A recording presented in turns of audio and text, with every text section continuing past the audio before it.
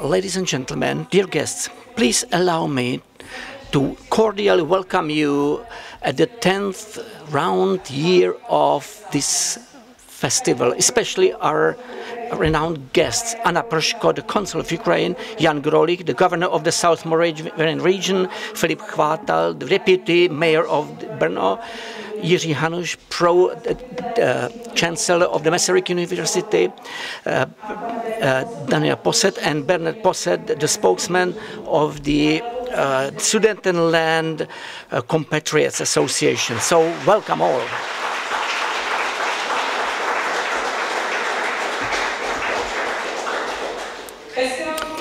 The Meeting Brno Festival was created as a civic initiative in 2015 when the city of Brno adopted the Declaration of Reconciliation, a public gesture of apology to the German-speaking population for the suffering and violence that befell them after World War II. Every year since then, the festival has included a reconciliation pilgrimage which goes in the opposite direction of the so-called Death March of May 1945. Symbolically, we are returning these residents back to the city in gestures, in memories, and new consciousness of our common history. In the 10 years of the festival's existence, we have witnessed many extraordinary moments. In 2017, it was the meeting of 120 members of the Tugendhat, Löwber and Šťastný families. In 2023, the joint visit of the presidents Petr Pavel and Zuzana Čaputová. Both events carried a profound message of reconciliation and showed that a sincere meeting can overcome the long silence of history.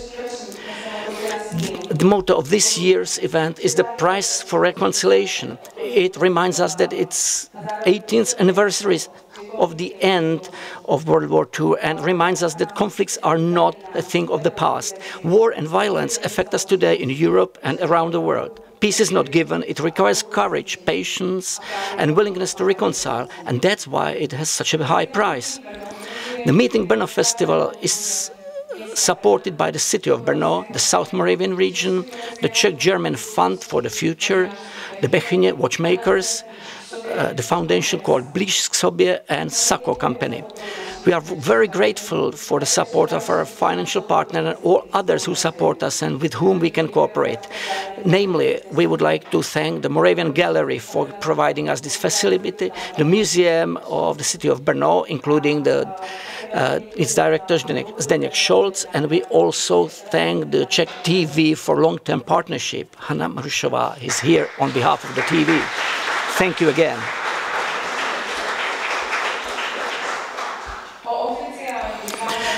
The official opening of the 10th year of Meeting Brno, that's something for the governor of South Moravian region, Jan Grolich, and the vice mayor, Filip Chvátal.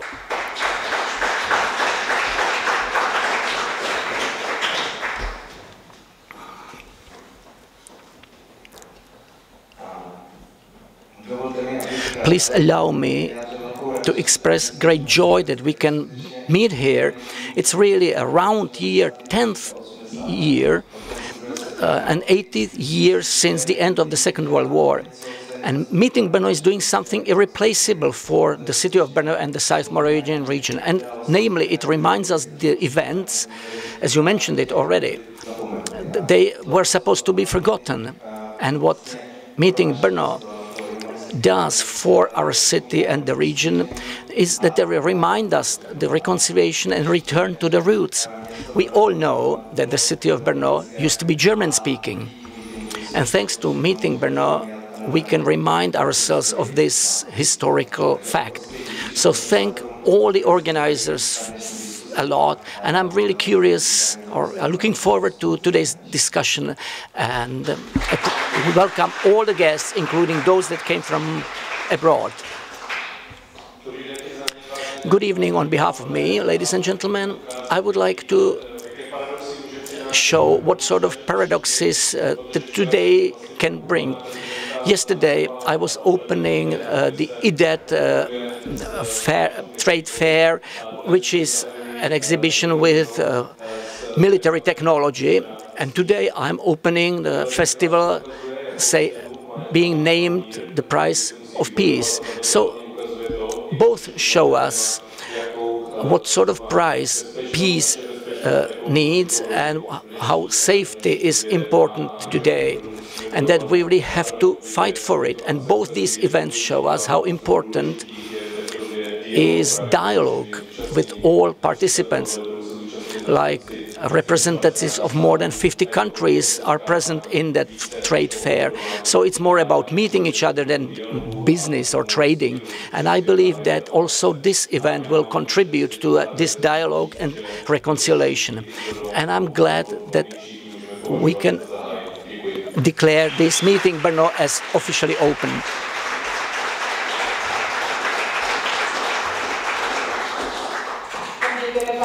Thank you very much, gentlemen, for opening the festival. And let me invite Martina Viktorie Kopecká and David Macek as the moderators of today's discussion.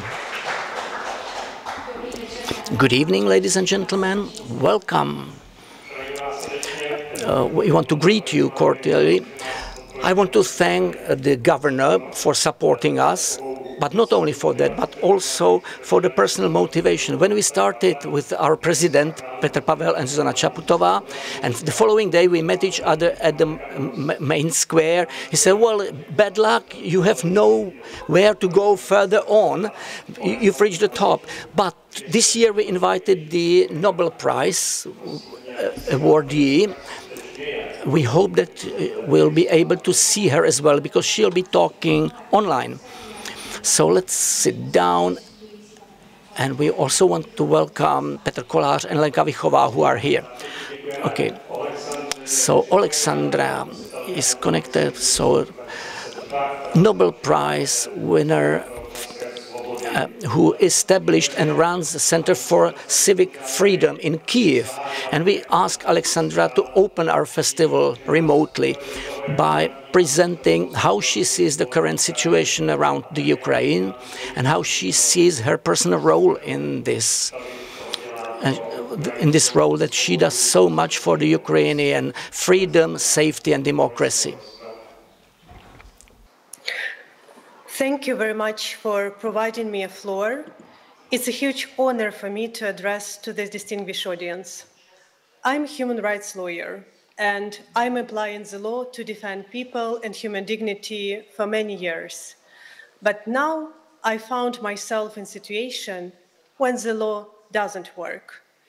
We are documenting how Russian troops deliberately shelling residential buildings, schools, churches, museums, and hospitals, attacking evacuation corridors, torturing people in infiltration camps, forcibly taking Ukrainian children to Russia, how they ban Ukrainian language and culture, how they robbing, raping, killing civilians in the occupied territories, and how the entire UN system of peace and security can't stop it.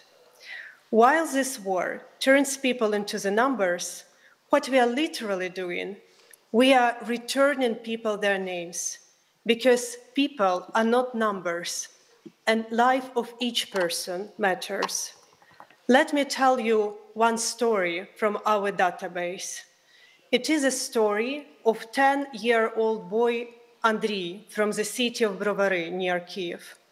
When Russians began bombing the city in the first days of large-scale invasion, his parents grabbed their child, documents, and some hastily gathered belongings to get away from the areas that the Russian army was storming. But on the way, they encountered a line of Russian tanks. An armed personal carrier hit civilian car and ran over the civilian car. Little boy Andriy remembers that his father was already dead, but his mother, sitting beside him in the back seat, remained alive, and she spoke to him. A minute later, someone forcefully pulled him out from the car and threw him on the road. Russians fired at gas tank again. And this 10-year-old boy, Andriy, told to my colleague how his mother burned to death in the car in front of him. As a human rights lawyer, I have a question. How we people who live in 21st century will defend human beings, their lives, their freedom, and their human dignity? Can we rely on the law, or does just brutal force matter? The answer to this question is important not just for people in Ukraine, in Sudan, in Syria, in Myanmar, in Venezuela, or Nicaragua. The answer to this question will define our common future, because we are losing freedom in the world. Last year, half of the population in the world goes to elections. But don't be an illusion. More than 80% of people around the globe, they live in non-free or partially free societies. It means that people who have a real right to vote, for whom they want to vote, are in the minority. And the problem is not only in the fact that in authoritarian countries, the space for freedom is shrinking to the size of the prison cell. The problem is that even in developed democracies, people start to put into questions the Universal Declaration of Human Rights. And there are reasons for this. Current generations inherited their freedom from their parents. They start to perceive freedom and democracy for granted. They became consumers of democracy. They start to consider freedom as a possibility to make a choice between different cheeses in supermarket. But the truth is that freedom is very fragile. We can't attend our human rights and freedoms once and forever. We make our own choice every day. First, we are dealing with the formation of entire authoritarian bloc. I live in Kiev, and my native city is constantly being shelled not just by Russian rockets, but also by Iranian drones. China helps Russia to avoid sanctions and to import technologies critical to warfare. North Korea sent to Russia more than 1 million artillery shells, and also North Korea sent their troops to Russia. All these regimes have something in common. All these regimes have the same idea what a human being is. They consider people as objects to be controlled and deny them in rights and freedoms. Democracies, even not being ideal, they consider freedom and rights and freedom of people to be the highest value. And there is no way to negotiate it, because only existence of free world always provides threats to dictators that they will lose their power. Second, to prevent wars, we need justice. All this hell which we now face in Ukraine, it's a result of total impunity which Russia enjoyed for decades. Russian troops commit horrible war crimes in Chechnya, in Moldova, in Mali, in Syria, in Georgia, in Libya, in other countries of the world. They have never been punished. They believe they can do whatever they want. I personally interviewed hundreds of people who survived Russian captivity. They told me how they were beaten, raped, smashed into wooden boxes, their fingers were cut, their nails were torn away, their nails were drilled. One woman told me how her eye was dug out with a spoon. There is no legal reason in doing such things. There is also no military necessity in it. Russians have done these horrible things only because they could. If we want to prevent wars in the future, we have to punish the states and their leaders who start such wars in present. It's a common sense, but in the whole history of humankind, we have only one such precedent. It was Nuremberg trial, when Nazi war criminals were tried only after Nazi regime had collapsed. But we are living in a new century. Justice shouldn't be dependent on how and when the war will end. We cannot wait. We must establish a special tribunal on aggression now and hold Putin, Lukashenko, and top political leadership and high military command of the Russian state accountable. Third, we have entered a period of turbulence. I don't know how historians in future will call this historical period, but the world order based on UN Charter and international law is collapsing before our eyes.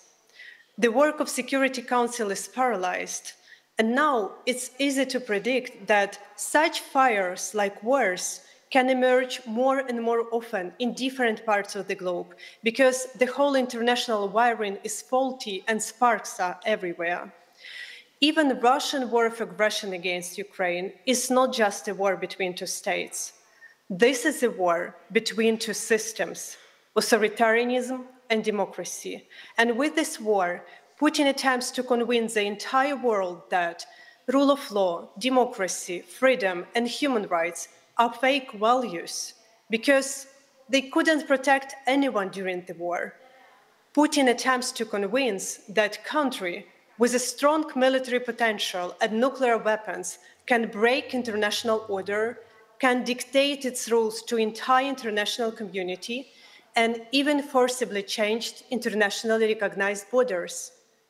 And if Putin succeeds, it will encourage other authoritarian leaders in different parts of the globe to do the same. And if Putin succeeds, we will find ourselves in a world which is dangerous for everyone, without any exceptions. Fourth, we need peace, not occupation. People in Ukraine want peace much more than anyone else. But peace doesn't come when country which was invaded stop fighting. That's not peace, that's occupation.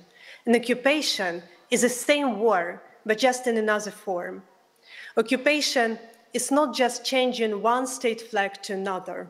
Russian occupation means enforced disappearances, torture, rapes, denial of your identity, forcible adoption of your own children, filtration camps, and mass graves. I know what I'm talking about because I'm documenting war crimes in this war for 11 years already.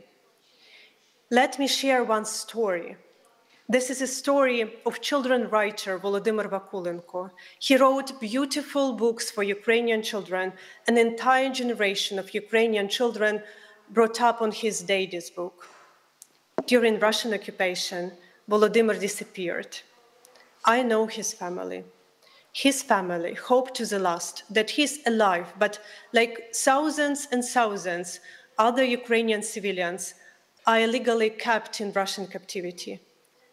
But when the Ukrainian army liberated Kharkiv region, we found mass graves in the forest with the dead bodies of civilians there.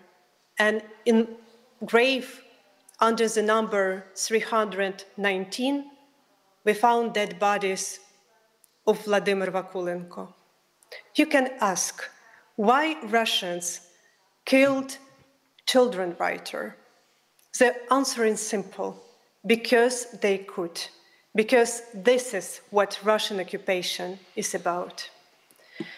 And last, people can make the history.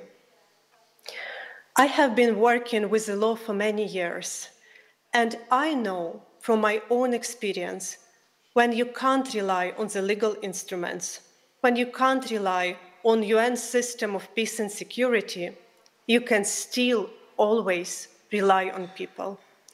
We get used to thinking through categories of states and interstate organizations, but ordinary people have a much greater impact than they can even imagine. Ordinary people can change the history. 3 years ago, When Russia started large-scale war, I was in Kiev. I refused to evacuate. And with a part of my team, I continued my work on the ground.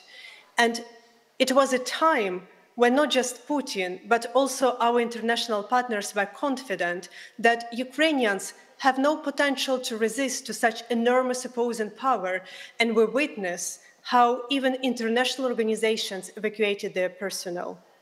But ordinary people remained. And it were ordinary people who helped to survive under artillery's fire. It were ordinary people who broke through the encirclement to provide humanitarian aid. It were ordinary people who took people out from the ruined cities. And suddenly it became obvious that ordinary people fighting for freedom and human dignity are stronger than even the second army in the world, because ordinary people can do extraordinary things. I would never wish anyone to go through our experience, because war is the most horrible thing which just can happen in the human life. But these dramatic times provide us an opportunity to express the best in us, to be courageous, to fight for freedom, to make a difficult but right choices, to take burden of responsibility, and to help each other. Because only when we help each other, when we're risking our lives for others, only in that moment we are acutely aware what does it mean to be human. And I'm here to say that despite everything, the story of Ukraine, it's a life-affirming story, because this is dramatic times which raise hope. Because when freedom is denied, it becomes powerfully break out through the every concrete individuals. And I'm here to say that we still have a chance, because future is not just unclear, it's also not pre-written. It means that we have a chance, a real chance to fight for future, which we want for us and for our children. And I'm here to repeat the words of Václav Havel. Hope, it's not a confidence that everything will be fine, but hope, it's a deep understanding that all our efforts have a huge meaning. Thank you.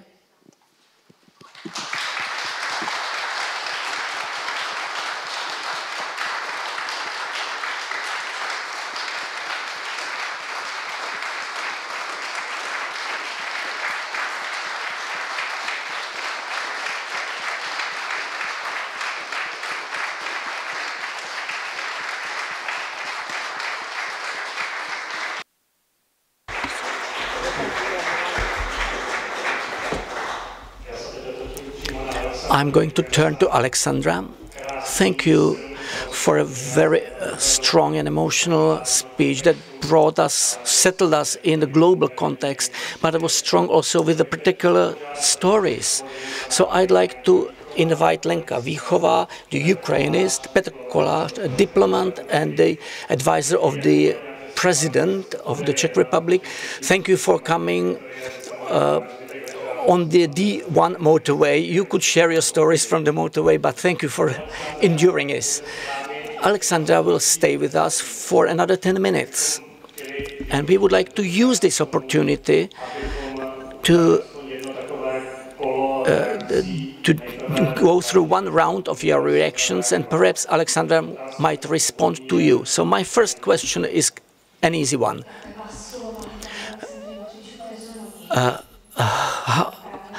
How do the words resonate in your mind? What's running through your head? The terror that our Ukrainian friends have to endure and go through, they don't wish this on anyone. How some of them can transform it into an enormous strength, into something that I envy them. And that's the awareness that the decision to fight for freedom, not to give up, for the future of their children makes sense, even though it's face-to-face to a beast such as the Russian beast. Mrs. Matviichuk said several times that Russians do what they do because they can. And how come that we allow them? They do it, they can do it, because we allowed them. We closed our eyes for a long time. We didn't want to admit what they were getting ready for, what they did. We pretended that this was not so bad. They tested us, how far we allowed them to go. And we let them go, and they could. It's like Raskolnikov in Crime and Punishment, when he killed those two old women. Why did he do it? Because he could, and plus he believed that it was right. The worst thing is that the number of Russians who commit these crimes, they believe that it's correct to do so. That's their mission. When I, as an ambassador in Russia, opened an exhibition of Josef Koudelka, and it was based on the occupation in 1968, I realized that numerous people who came to see the exhibition looked at that as an interesting documentary, artistic photos, but the terror of the occupation somehow did not speak to them, because someone explained to me, but it's a common thing that we go to other countries to liberate the world around us. Because they still have this messianic feeling. They believe that they are the third Rome, that they're eagle with two heads, turning or looking both to the west and to the east. So they are called. I know it's going to sound funny and bizarre, but they believe that they are there to protect the traditional values. And these people believe it. When KGB Verbovchik, a trained graduate of their academy, speaks about Christian values, even though he behaves completely differently than a proper Christian, but he presents himself with icons and a person of the Christian world. But this part of the world, Europe, has unfortunately too many people who still believe him, and that's the reason for me why I'm trying to do something against that.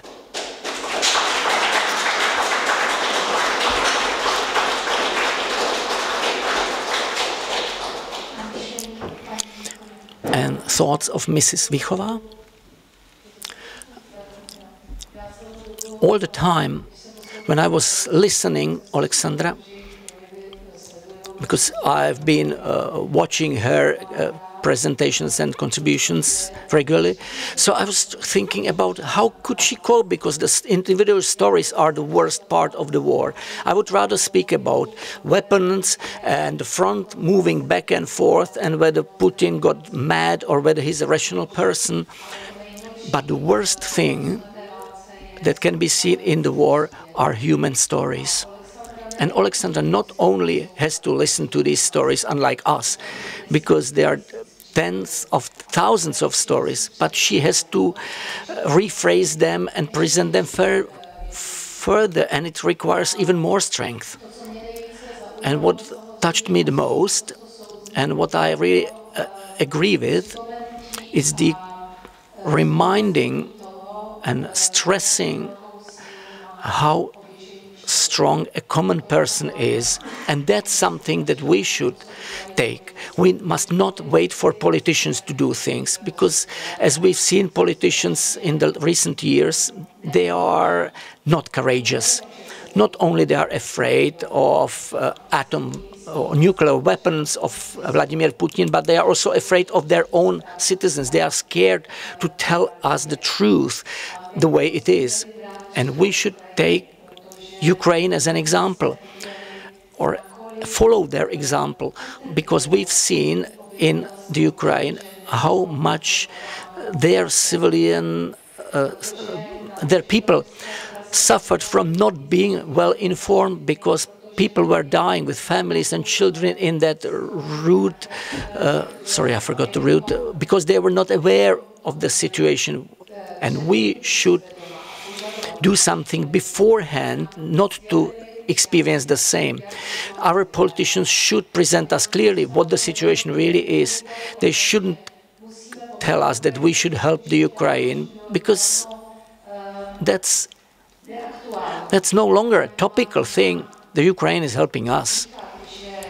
To say that the Ukraine is fighting on our own behalf, think ahead how terrible or cynical this sentence sounds. The Ukraine is fighting on our behalf and we are helping it. No, this is not properly formulated. It doesn't make sense. It doesn't make sense neither for the supporters of the government and supporters of the Ukraine, nor those that support the communists. We have to rephrase our policy and force our politicians to rephrase this narrative and to tell the citizens clearly and accurately where we are, what our situation is. Because I'm really doubtful that the Russians would stop in the Ukraine, this aggression, if we just keep helping, which means we give what we want to and not what we should give. Thank you, Lenka, very much.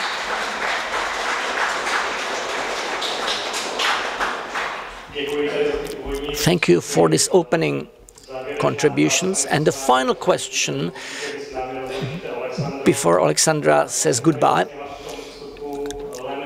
it was mentioned by Lenka. Where do you take the strength to face the stories and continue fighting your fight?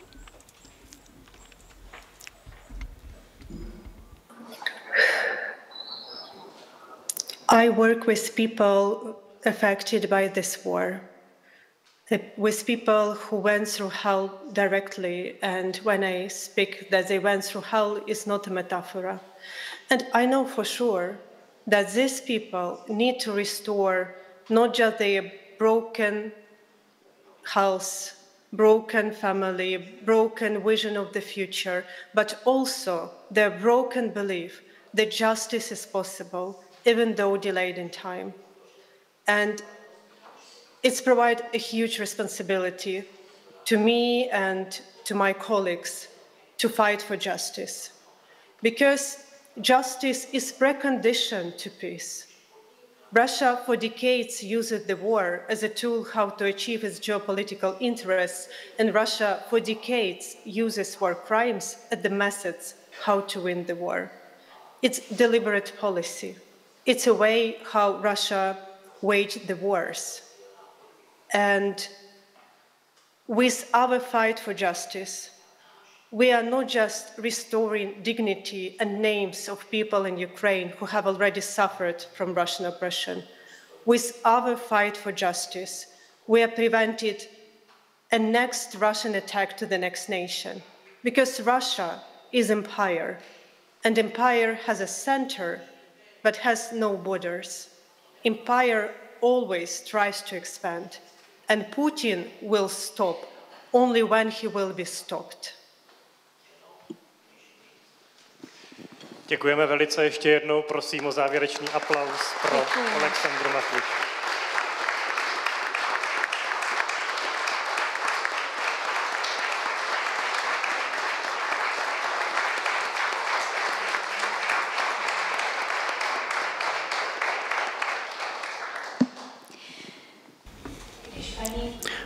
When Matviichuk spoke about the strength of stories, I remembered a moment that happened not long ago at the Old Town Square in Prague, where there was a choir singing Primekača Potisime.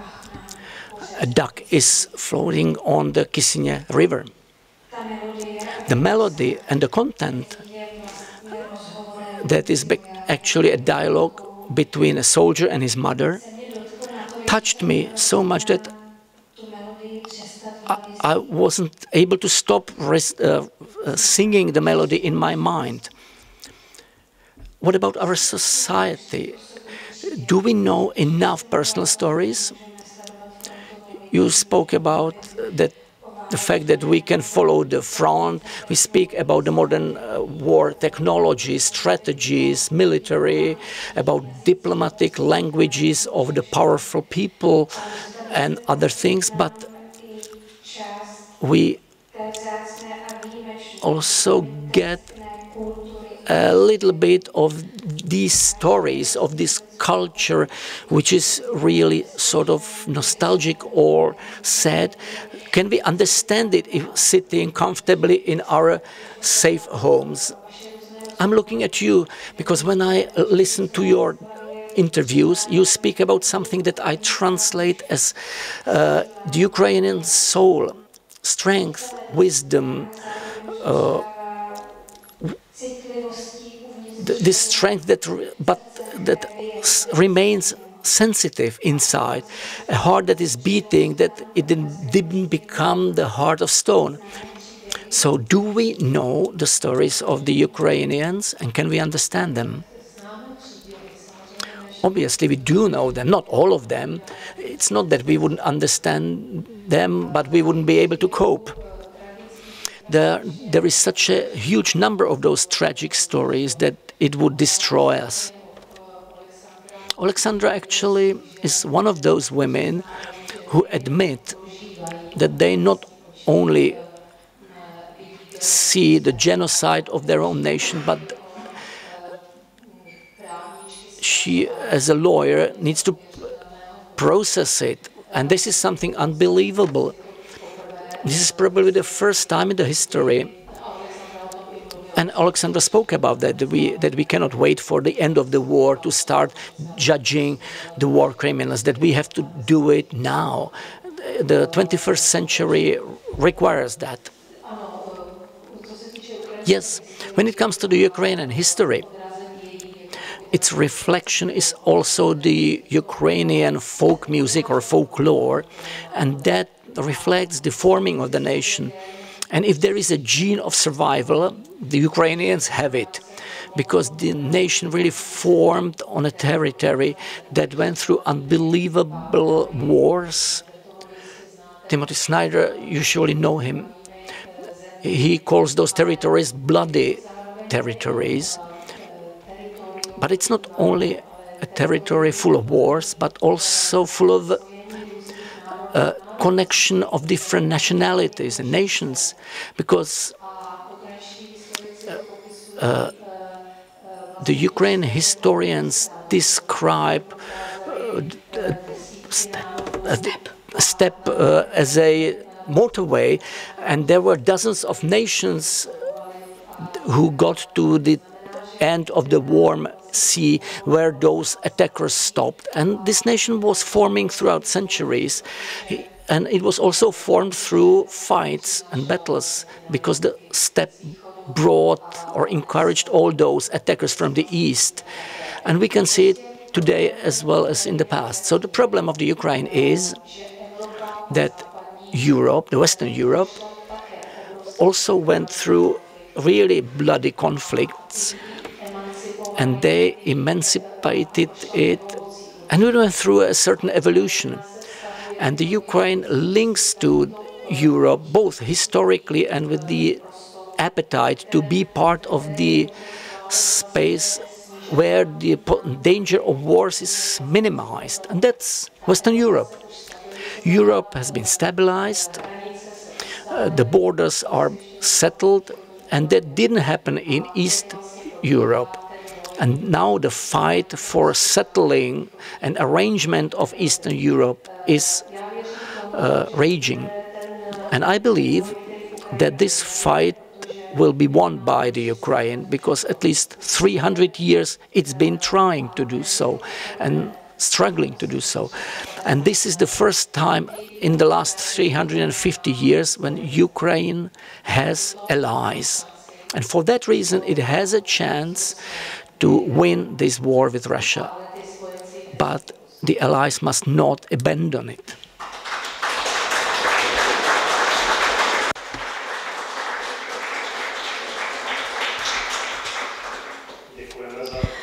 Thank you for the insight into the Ukrainian soul, but that I will not stop being grateful to you that you shown us around our embassy in Moscow 15 years ago. Not that it would be such beautiful building, but it was very interesting. So what's the Russian soul like? You know it.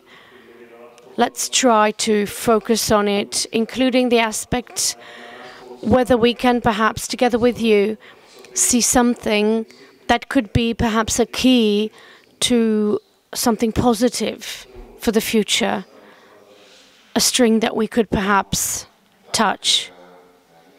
Well, you know, always when someone tells me that they understand Russia, I say, well, that's a very bold thing to say. I would never dare to say that. And yet my mother taught Russian, my father taught me to read Russian authors in the original editions, but I don't dare to say that I would understand them. Russians themselves say, you cannot understand Russia otherwise than through the heart. And I don't know what sort of heart it is that can understand it.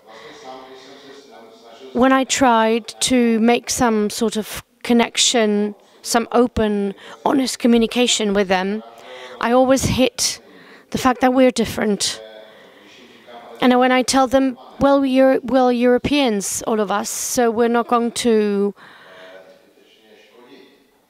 damage each other, they will say, we're not Europeans, we're Euro-Asians. Each of us has some Asian Tatar blood in Russia. And I said, what does it mean? What sort of symbol is that?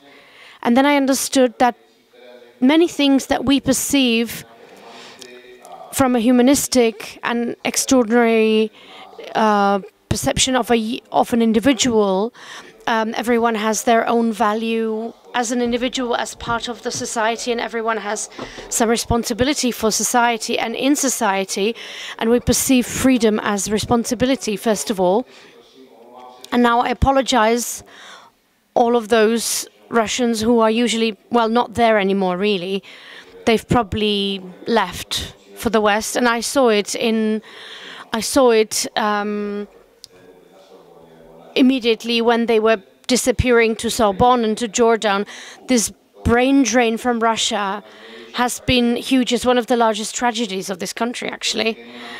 So many genius mathematicians, physicians, physicists, people who are underused or lost to this country, or they've been destroyed by the country.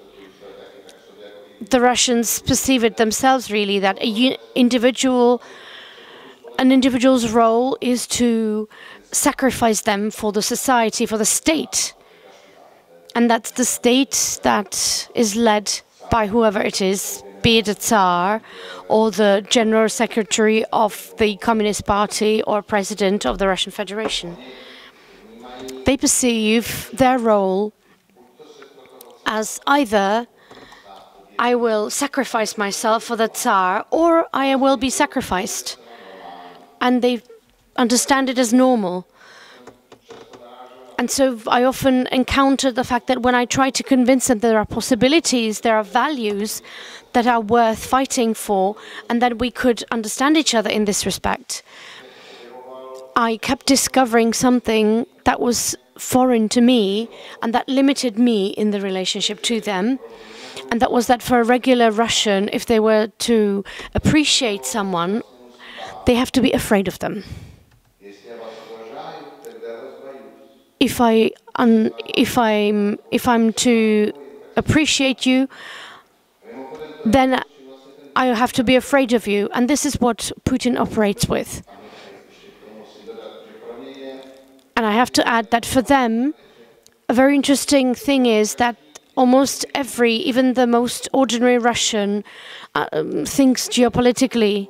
You're going in a taxi and the taxi driver speaks with you about the world, and they have their own view and they will not be turned. They believe in their view. And Russia, they perceive Russia as the country that brings peace and protects everyone, and you cannot do anything about that opinion. And all of a sudden you have people who do not believe even in their own future, because an ordinary Russian live from one day to the next. And yet they expect you to appreciate them and to respect them, and the respect that they lack and that they've lacked after the end of the Cold War, when they have basically lost the Cold War. And yet we've been telling them, and this was one of the mistakes that we did at the beginning, we told them, you are not punished, you have been freed from Russian communism, and now you can build a democratic, prosperous, free society in a country that will be legible, will be a partner country, will be a country that you can understand. And they didn't understand it, though. And all of a sudden, I was kind of clueless before them. I tried to explain things to them, and they perceived it as that I didn't understand the Russian soul, and that the respect that the world owes to them for all that they've done for the world is what they don't have, and that the humiliation that the world has basically the world brought to them was the democratization. We've been happy about Yeltsin and Gorbachev for stopping the putsch, and we perceived him as the democratic president, and the Russians saw him as a drunkard, as a disgrace of the country, as someone who brings them to shame abroad, and on top of everything has the country stolen by oligarchs, and only the right of the stronger one prevails. And we still call it democratization, and they call the 1990s still democratization, meaning something that has to do with shit. Basically, we kept, or rather here in the West, we were making Bond films where the agent 007, together with some beautiful Russian agent, saved the world from Elon Musk or someone like that, and we believed that this is where the friendship was. But that wasn't the case. So when someone asks if I understand the Russian soul, I have to admit that I don't. And I have to say that whoever says they understand have to admit that it's a very foreign, strange element for us, which cannot be underestimated. But coming back to what I said about the end of the Cold War, by telling them they were not overpowered, and we tried to tell them that they are actually participants in victory. As Fukuyama said, the end of history, that was a mistake. They really needed to be punished. They really needed to be the losers. And just as the Ukrainians say, Putin will not stop. He needs to be stopped. And just as Germany and Japan were unable to be completely the losers, and today Germany is perceived as the guarantor of democracy and engines of European democracy, we didn't manage to go as far, and hopefully we'll manage it now. We will let Russia be completely stepped down on, and that will be the hope for Russia.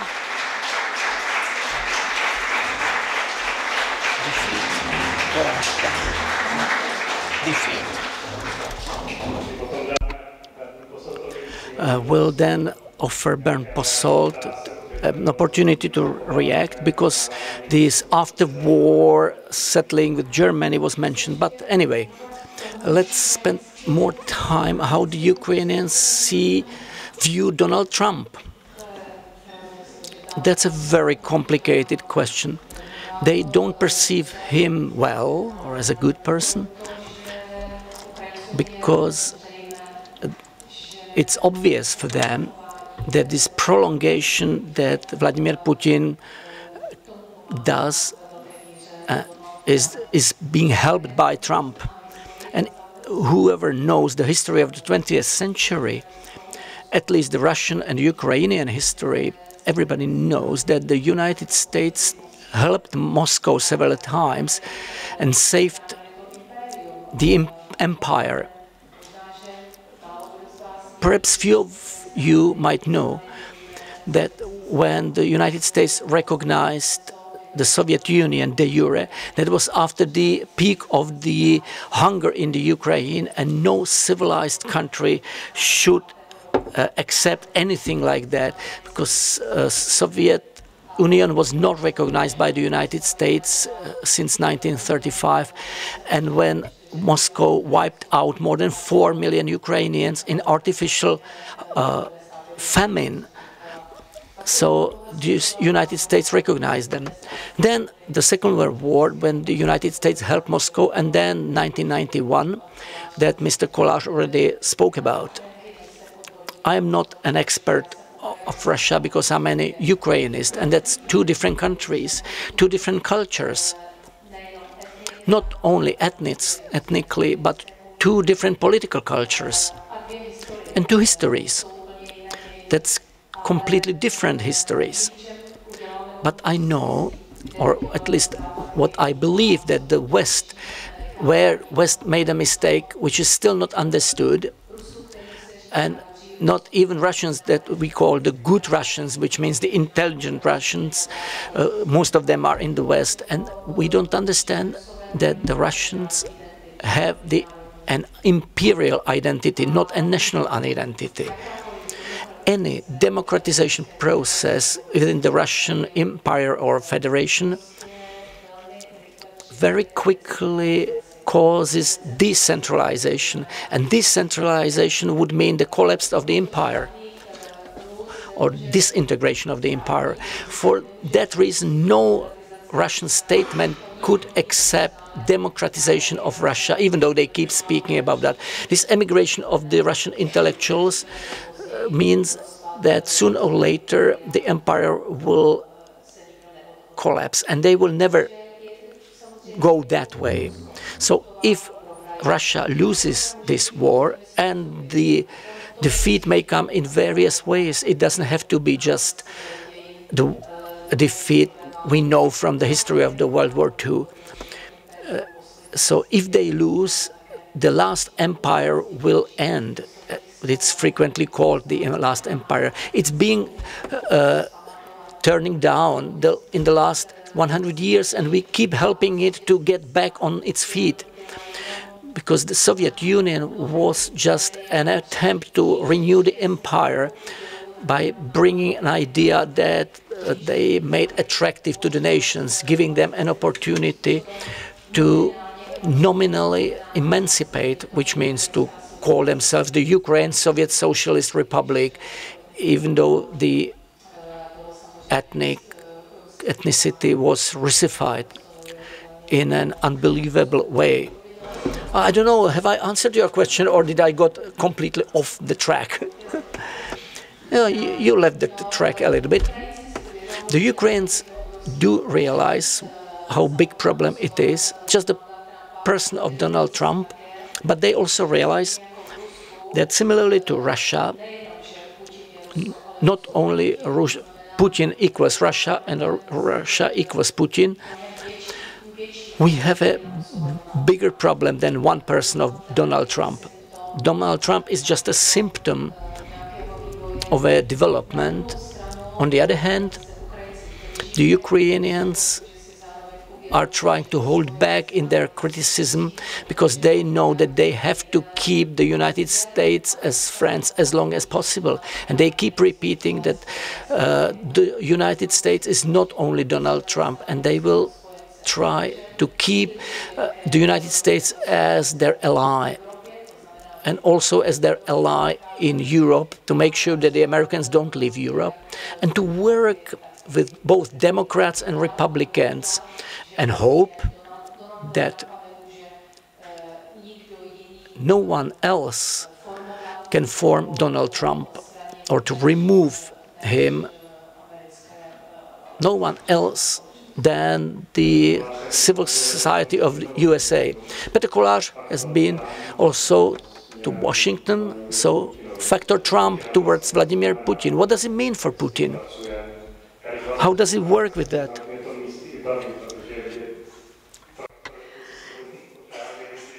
When I'm listening to you, it seems that you have an idea about him and you look for diplomatic words as you speak, so let us know straightforward. Well, if I were to spoil it from the start and say he's just an idiot, well, you've said it, he's a symptom of the times. Unfortunately, the development was aiming that way, and it's not just a problem of the USA, but of the global West in general. We are doing too well.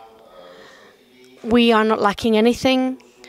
Contrary to the Russians, who are suffering because they feel they cannot influence anything, and there's always the top layer which decides everything for them, whether they are to sacrifice themselves or whether they will be sacrificed.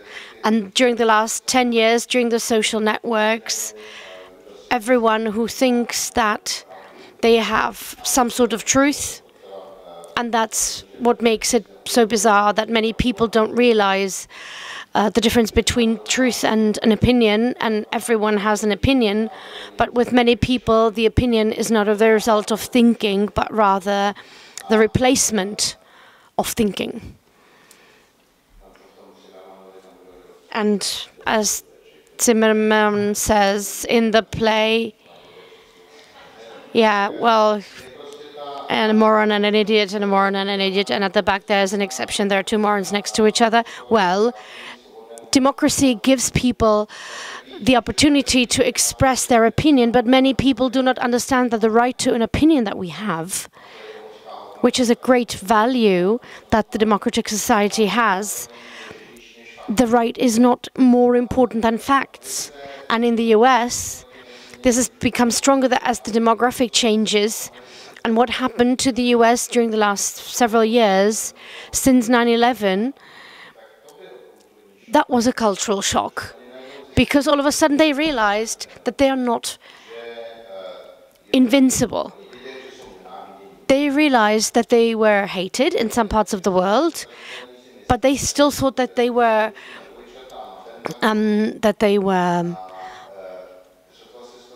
they could not be hurt. And all of a sudden, after 9/11, when the twins and the Pentagon were attacked, they went into Iraq and other countries. But all of a sudden, also Lehman Brothers came, and there was a real estate crisis and banking crisis. And for many Americans, this was a huge blow, because if you study at university, you have to take a loan.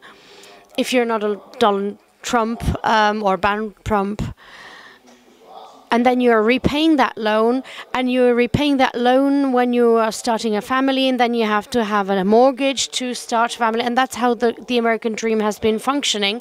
And all of a sudden this stopped functioning, because the possibility to repay the loans was not there, and there was very great tension in the society, and the society started to be polarized.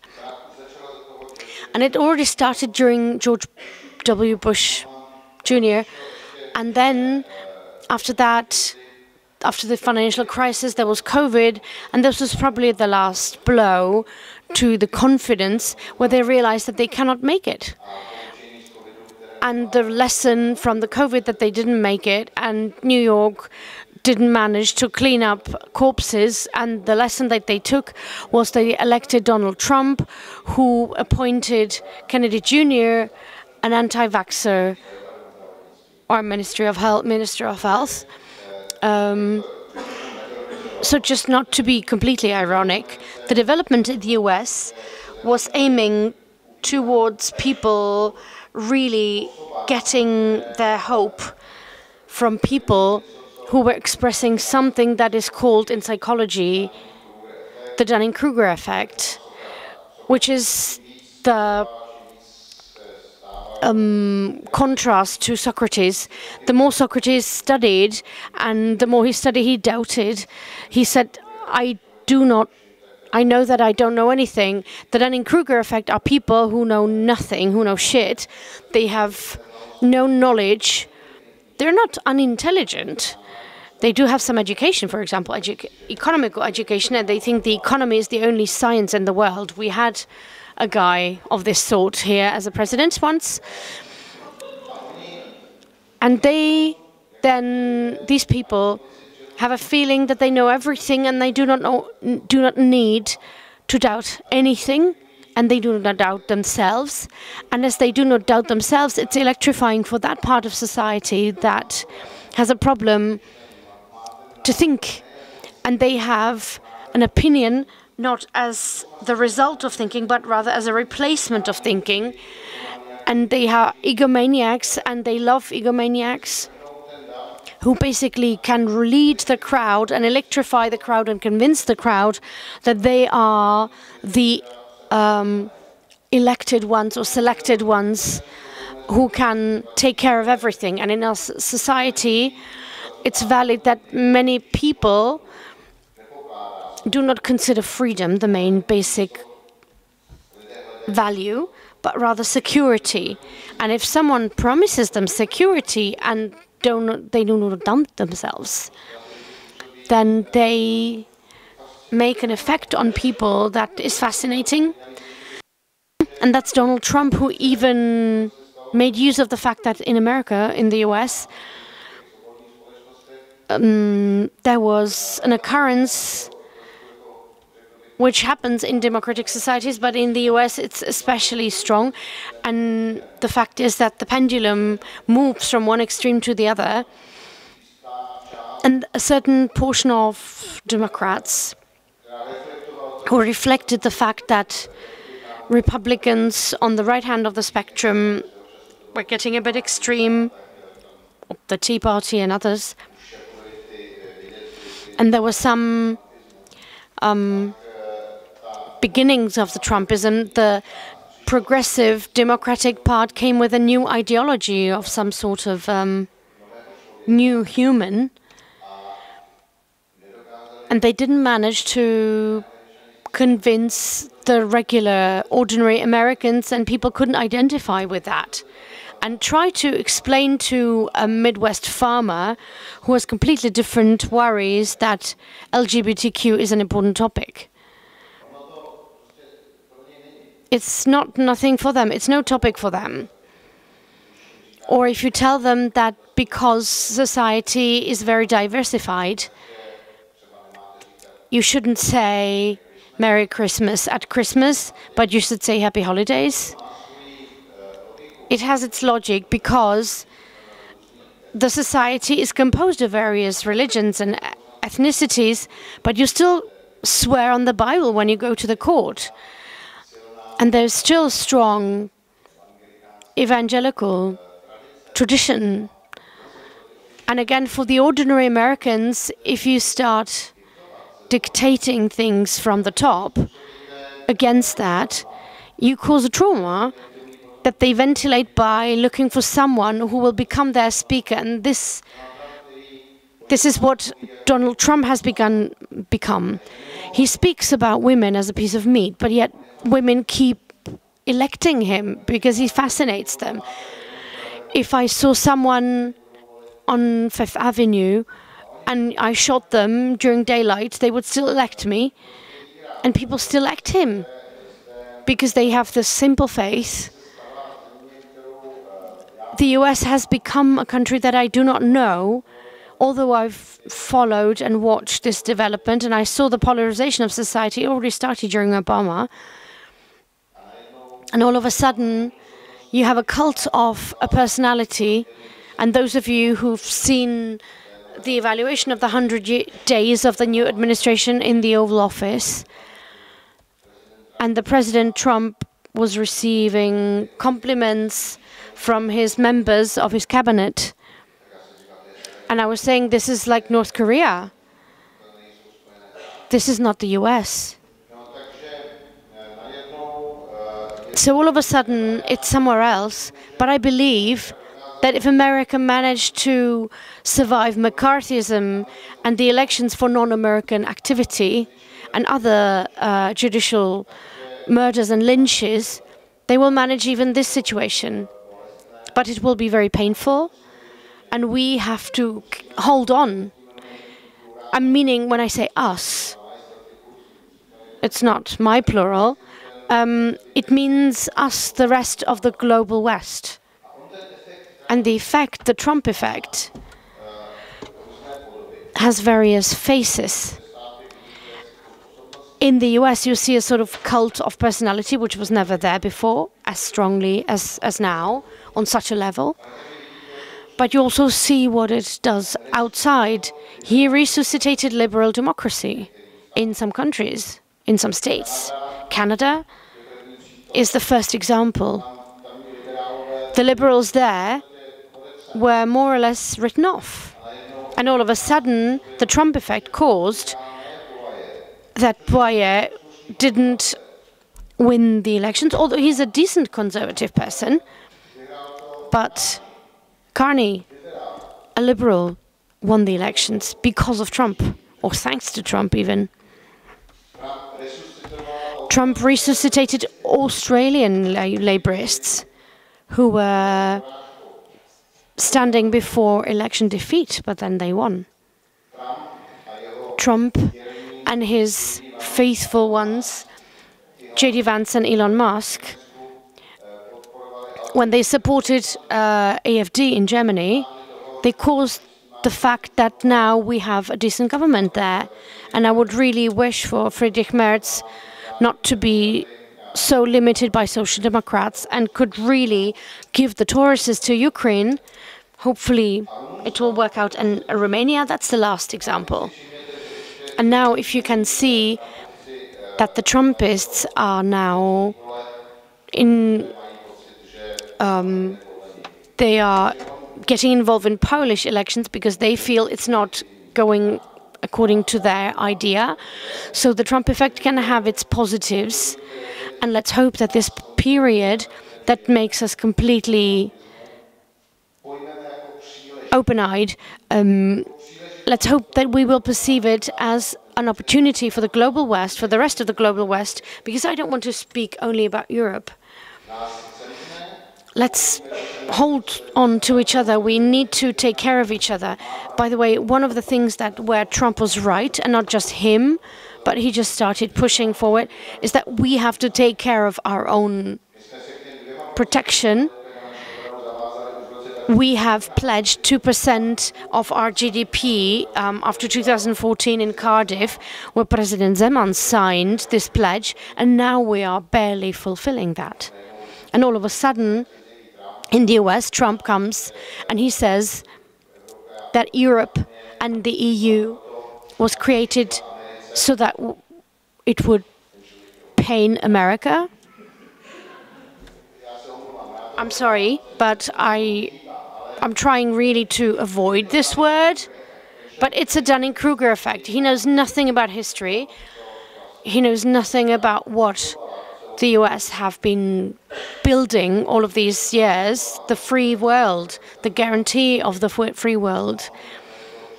And he's just deleted it and destroyed it all. So the first word that I used, and I don't want to use again, is the characteristic of his personality.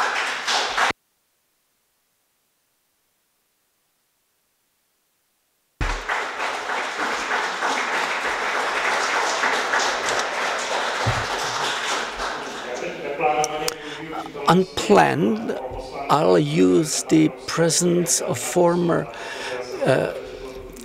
Member of Parliament, Belposant, because I read an article about you where you used similar words to Petr Kolář. So your view of our topic from Germany. Yeah, it's very difficult for me to speak about Germany because the first posselt was registered in the 12th century here in this city. The first posselt was in Brno. And then in the 15th century, they moved to northern Bohemia, to the Jizersky Hory, and were expelled in 1946. And 10 years later, I was born in Germany. I'm the first in my family who is born in Germany. And we were foreigners there, to be frank. We spoke German. I was born there.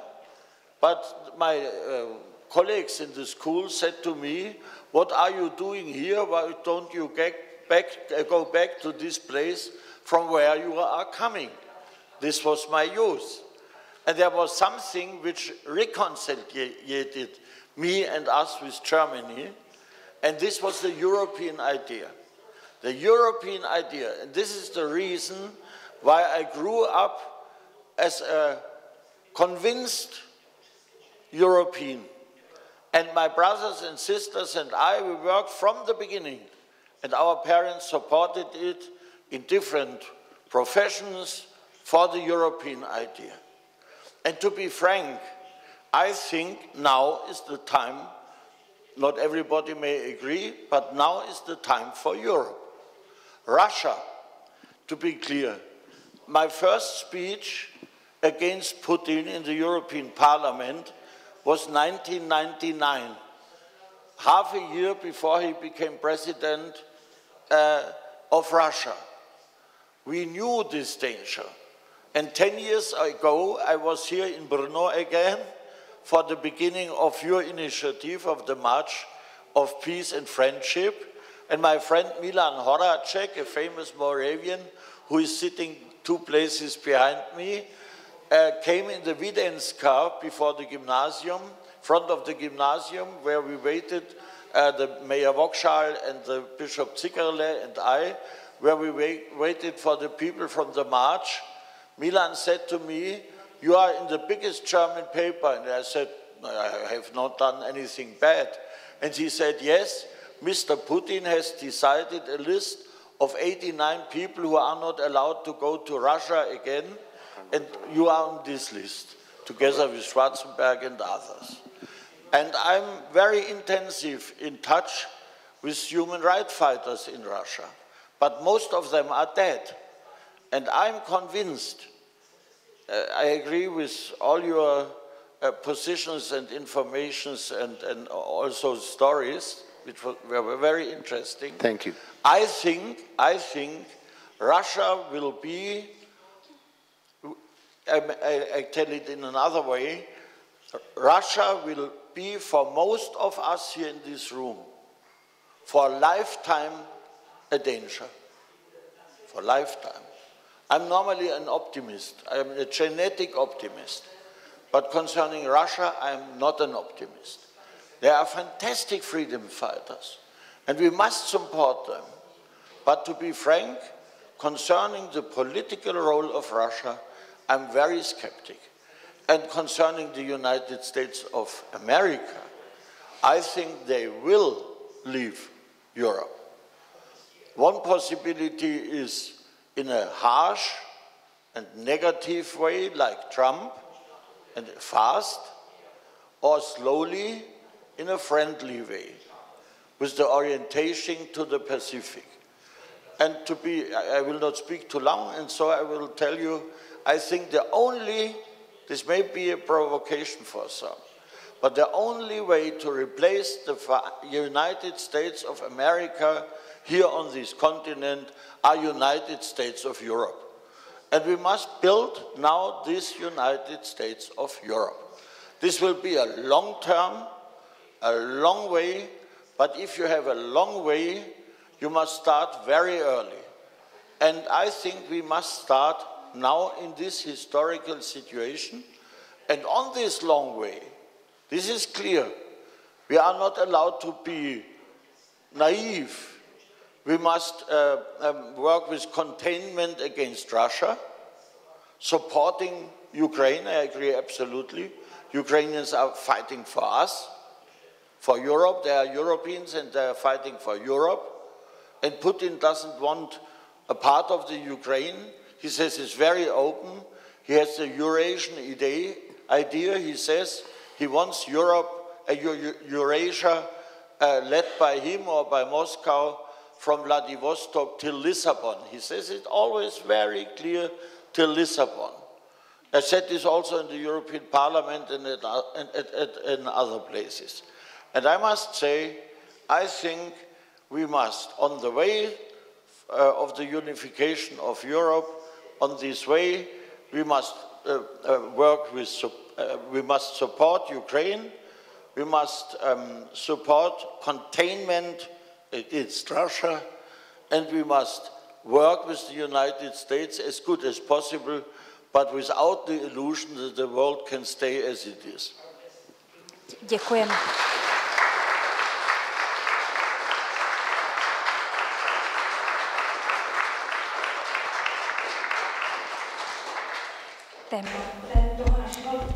The topic of tonight and the whole 10th year of festival Meeting Brno is the price of peace. I have a long list of questions, but there is one that we both got attracted to.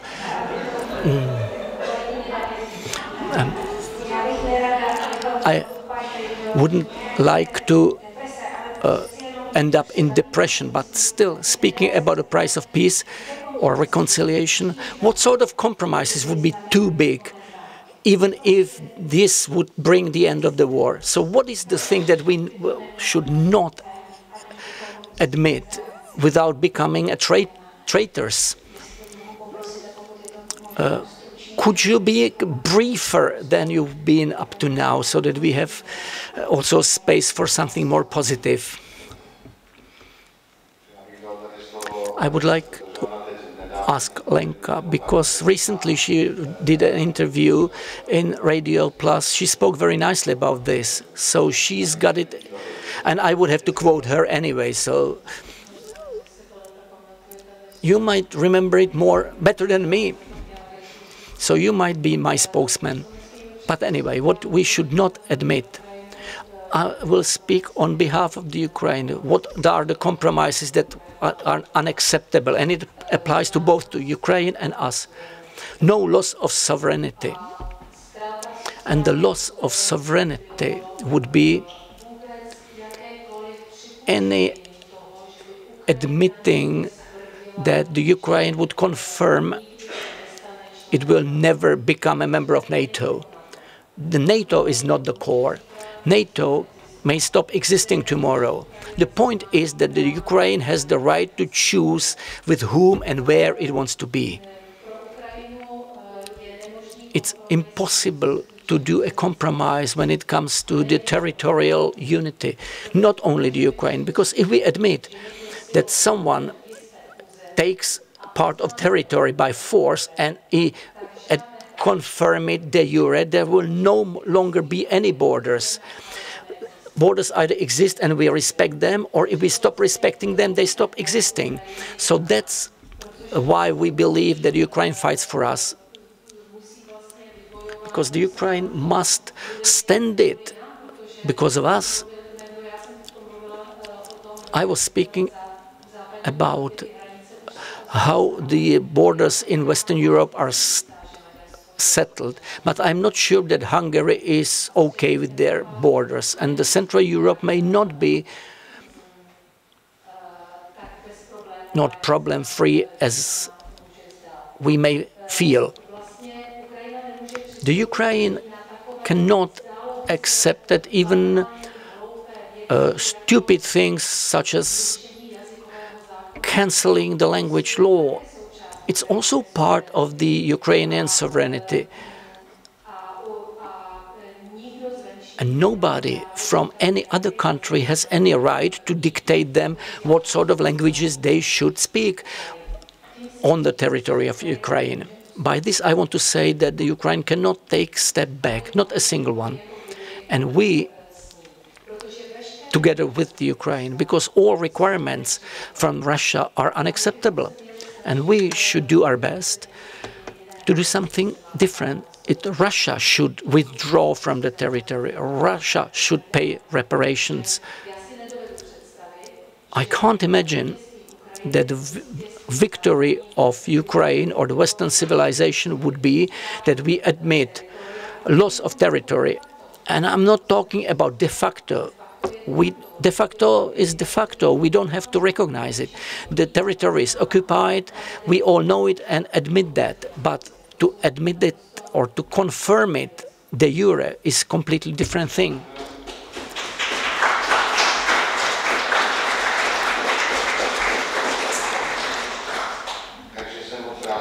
Okay, I'm glad that you did not forget what you said in the radio. I might add that it's in our own interest not to allow this, not to allow the policy of appeasement in the Ukraine. By the way, our West already did it once, and that's the beginning of this tragedy.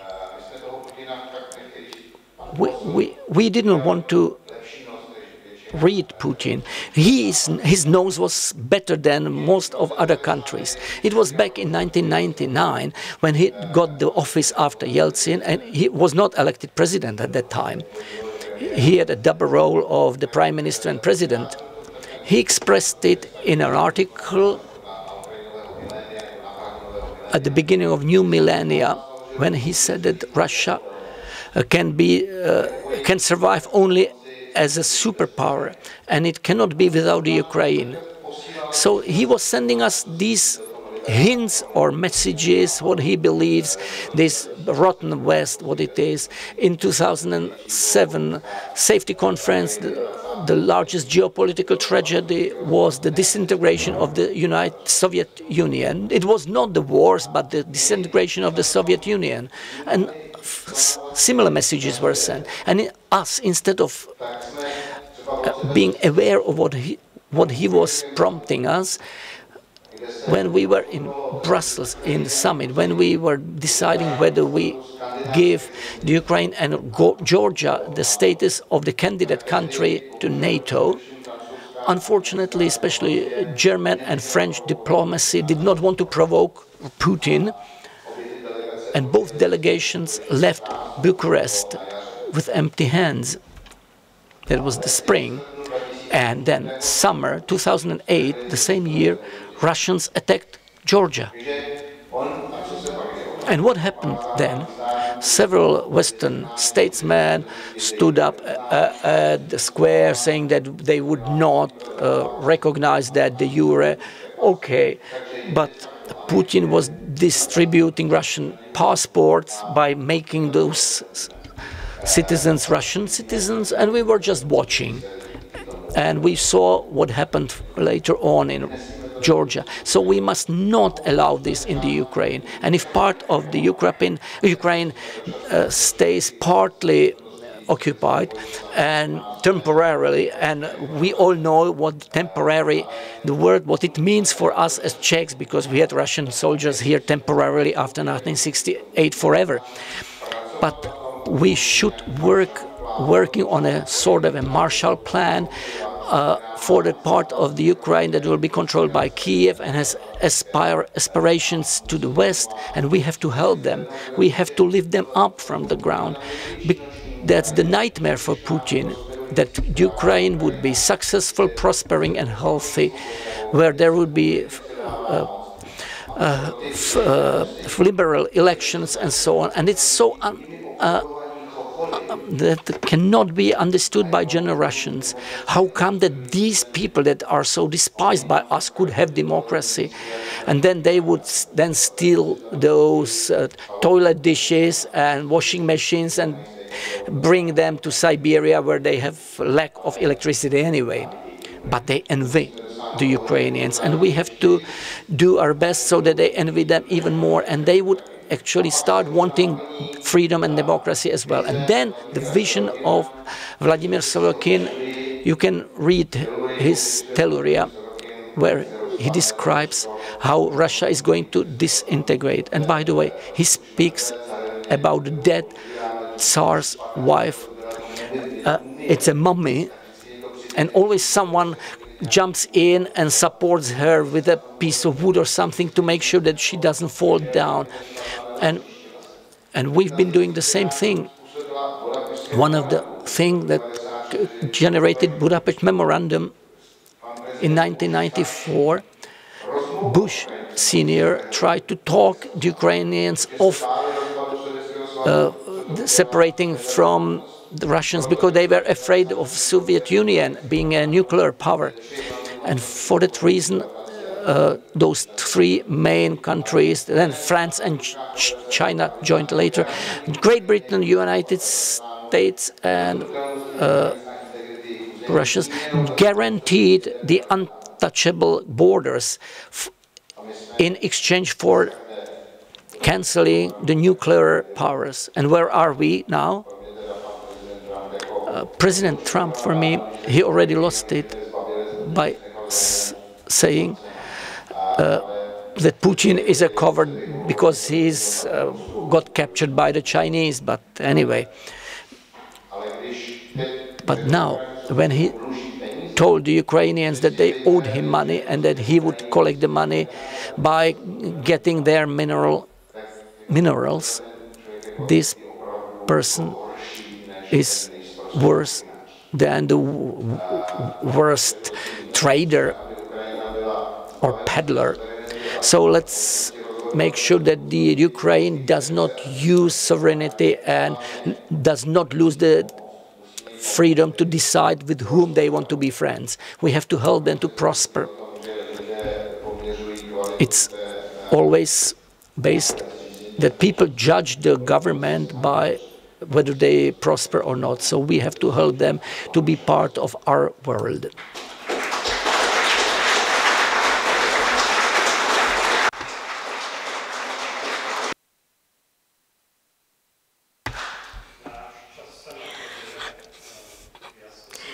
Our time is up, but I will still have two questions. Imagine a situation, and you can be imaginative as you like, that we have managed to have Volodymyr Zelensky here for us, and you have a chance to have a personal conversation with him. It would be a very short question. Oleksandra Matviichuk mentioned it also. Ukraine fights for its independence and freedom, and the result must not be anything else than, or the result must not be Ukraine becoming small Russia. So we have to emphasize to President Zelensky, who concentrated, thanks to the war, thanks to Putin, and thanks to the last elections, huge power, not to forget that Ukrainians fight for democracy.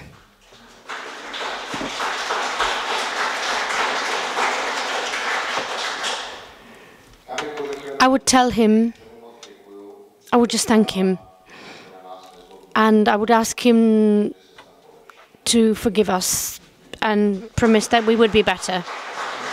We would do better in the future. And last question, let's be a bit harder. The same situation, if we have Putin and you have him between four eyes, what would you say? I will just quote a Ukrainian historian who said, the disintegration of the Soviet Union, Vladimir Vladimirovich, was not the greatest geopolitical catastrophe. The greatest geopolitical catastrophe was that the center of Eastern Europe moved from Kiev to Moscow, and now we need to bring it back to Kiev.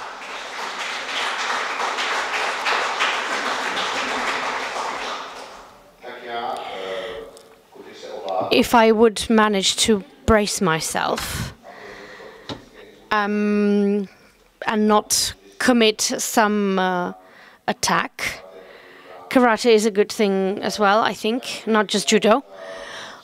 I would try to thank him ironically for making Finland and Sweden enter NATO, because they belonged there. They belonged there for a long time and they just hesitated. And that's a great achievement. And then I would ask him whether he remembered the bon mot, the unwanted bon mot of Prime Minister Chernomyrdin, when asked about what happened when a bridge fell down somewhere. He just said, well, we wanted it better, and then it turned out as usual. And I hope that that's the fate of Putin and his whole coup. He wanted to do it better, and it turned out as usual, which means they will end up somewhere in the Russian steppe, and Ukraine will be Western again and ours.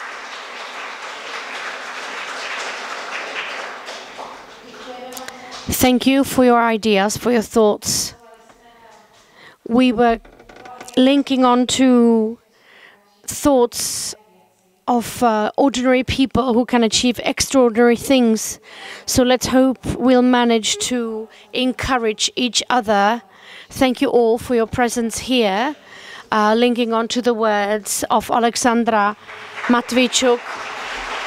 So we had Lenka Víchová and Petr Kolář. Thank you.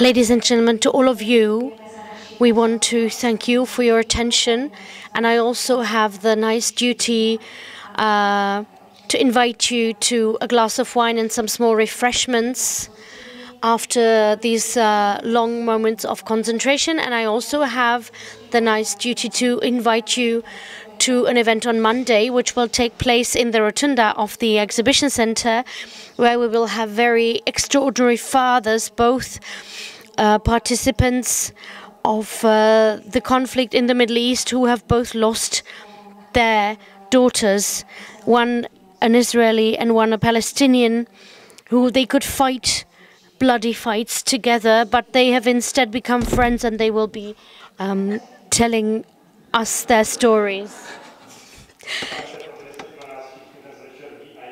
You are all VIPs for us. You will receive a gift at the door. You will get a ticket to the event on Monday from 6 p.m. in the rotunda.